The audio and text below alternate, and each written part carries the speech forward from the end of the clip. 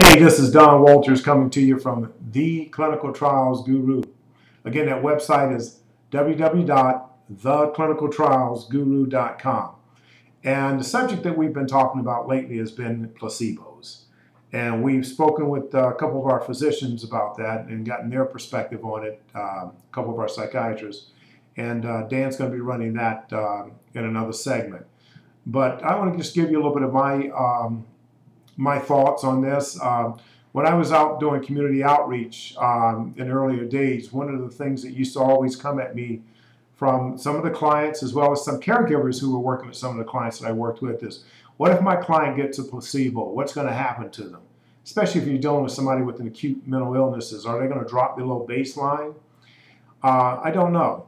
One thing you can always be rest assured that when you're doing a clinical study, you are working with doctors. If it's an inpatient study, you're in a hospital, so you have the staff there to respond to you if something's going on, if you do drop below baseline.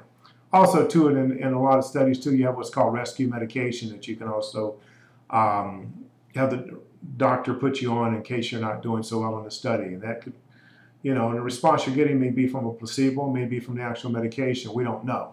Most of the time, we're blinded to that. But anyway, just some food for thought. Think about this. First of all, before there were actual medications that people were taking, what were people getting? They were getting sugar pills, a placebo. And that took care of a lot of people. Not for long, but it took care of a lot of people. And my personal opinion is I don't think that placebos will work long-term for chronic illnesses. It might settle a person down for the moment and get them through a little bit of a tough time. But if you got a chronic illness, I don't think it's going to work for that long period of time. And so that's just something to think about. I can remember watching the tape on a study comparison of placebo against, I think it was an opiate.